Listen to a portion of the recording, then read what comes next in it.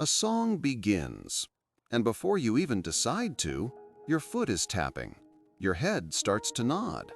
This isn't a conscious choice. It feels more like a reflex, an involuntary command issued from an unknown source.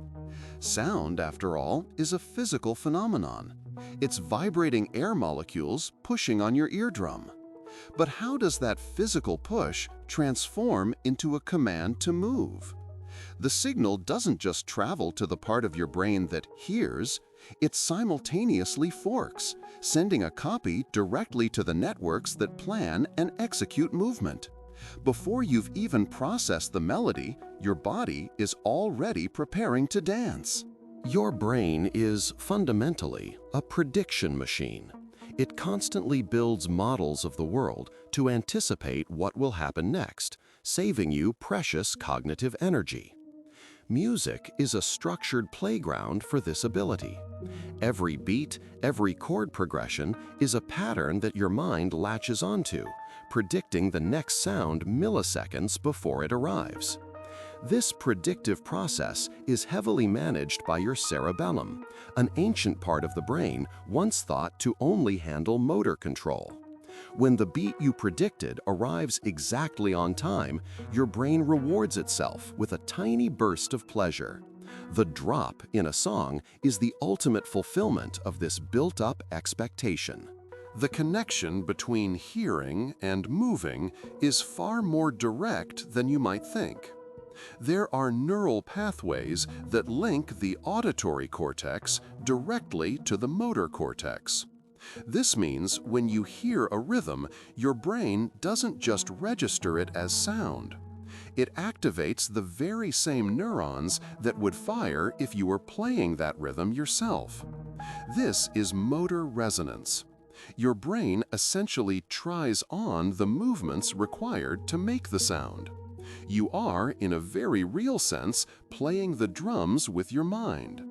This is why you might find your fingers air drumming on your desk without even realizing it. Your motor system has been primed and is ready to go. This energizing feeling isn't purely neurological. It's also physical. Low-frequency sounds, the bass you feel in your chest, have long, powerful wavelengths that physically interact with your body. Your torso, specifically your chest cavity, acts as a resonating chamber. Much like one tuning fork can make another vibrate from across a room through sympathetic resonance, these bass frequencies cause the organs and bones in your chest to vibrate at a microscopic level. You are not just feeling the bass emotionally, your body is physically entraining with the sound wave. This is a primal form of communication. Elephants use similar low-frequency rumbles to communicate through the ground over vast distances. Beyond rhythm, melody, and harmony play a crucial role by manipulating your brain's reward system. Your brain learns the rules of music from a lifetime of listening. It expects certain chords to follow others. When a song fulfills that expectation, your nucleus accumbens releases a small amount of dopamine. But the real magic happens with surprise. When a composer uses a slightly unexpected yet musically satisfying chord, a little harmonic twist, the predictive error, followed by a successful resolution, triggers an even larger dopamine flood. This is the neurological basis for the pleasure we get from a clever chord change or a soaring melody. It's your brain rewarding itself for successfully navigating a complex auditory puzzle. This phenomenon scales up from the individual to the group. When you listen to a strong, steady rhythm, your brain waves, the electrical oscillations of your neurons, begin to synchronize with that beat. This is called neural entrainment. It's why music is so effective in a group fitness class. It helps to align the neural timing of everyone in the room. But something even more remarkable happens at a concert or a club. As individuals in a crowd entrain to the same beat, their brainwaves can start to synchronize with each other. This shared neural coherence contributes to that powerful feeling of unity and collective energy, of being part of something larger than yourself.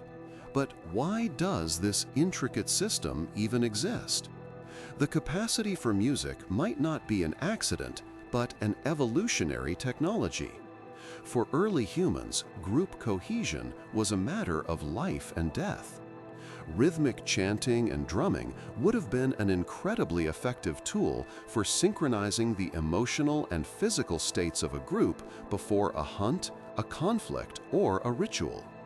It allows a group of individuals to act as a single, coordinated unit, enhancing their collective strength and focus. The energized feeling you get from music could be an echo of this ancient survival mechanism, the stirring of a primal instinct to bond and act together. So when you feel energized by a song, it's not just an abstract emotion, it's a cascade of deeply embedded biological and physical events. It is your cerebellum predicting the future, one beat at a time. It is your motor cortex rehearsing movements you haven't even made, your limbic system flooding with the pleasure of resolved surprises, and the very cells of your body vibrating in tune with the world. Music is not something you passively listen to. It is something your entire being actively participates in. You don't just hear the energy, you become it. Monotony has grown fast. Nearly 2,700 people have watched in the last few weeks, yet less than 0.03% are subscribed. It would mean a lot if you joined by hitting subscribe. And again, thanks for watching.